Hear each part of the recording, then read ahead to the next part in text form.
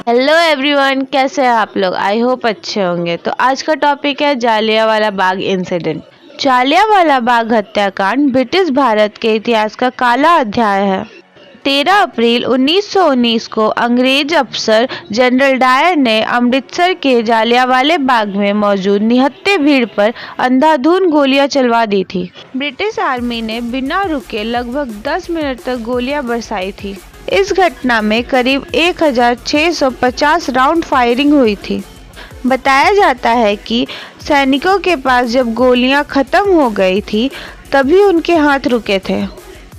इस हत्याकांड में सैकड़ों लोग मारे गए थे जबकि हजारों घायल हो गए थे। जिस दिन ये घटना हुई थी उस दिन बैसाखी थी। बैसाखी फेस्टिवल को सिख समुदाय के लोग नए साल के रूप में मनाते हैं। बैसाखी को फसलों के त्योहार के रूप में भी मनाया जाता है। ये मुख्य रूप से पंजाब और हरियाणा में मनाया जाता है। इस हत्याकांड के बाद ब्रिटिश हुकूमत की अंत की शुरुआत हो गई थी। इसी के बाद देश को उधम सिंह जैसे क्रांतिकारी मिले और भगत सिंह के साथ साथ और कई युवाओं में देशभक्ति की लहर दौड़ उठी थी।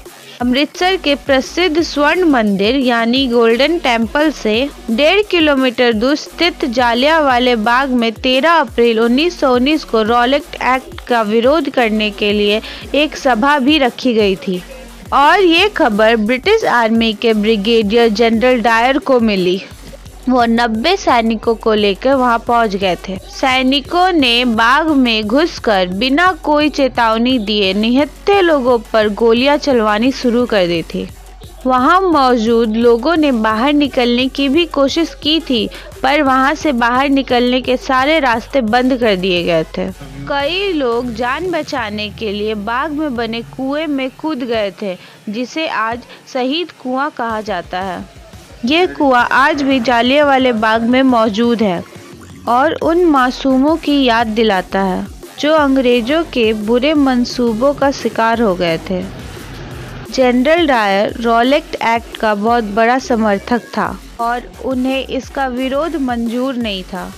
उनकी मंशा थी कि इस हत्याकांड के बाद हम भारतीय डर जाएंगे, लेकिन इसका ठीक उल्टा ब्रिटिश सरकार के खिलाफ पूरा देश आंदोलित हो उठी थी।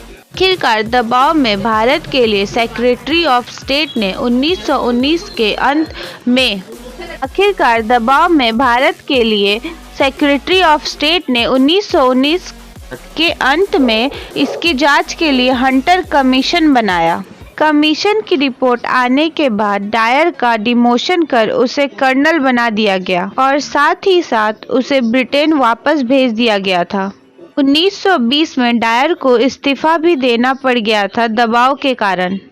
और जालियांवाला बाग हत्याकांड का बदला लेने के लिए 13 मार्च 1940 को उधम सिंह लंदन गए थे। वहां उन्होंने जनरल डायर को गोली मारकर मौत के घाट उतार दिया था। उधम सिंह को 31 जुलाई 1940 को फांसी पर चढ़ा दिया गया था। उत्तराखंड के उधम सिंह नगर का नाम उन्हीं के नाम पर रखा गया है। आज के वीडियो में बस इतना ही। Thank you for watching.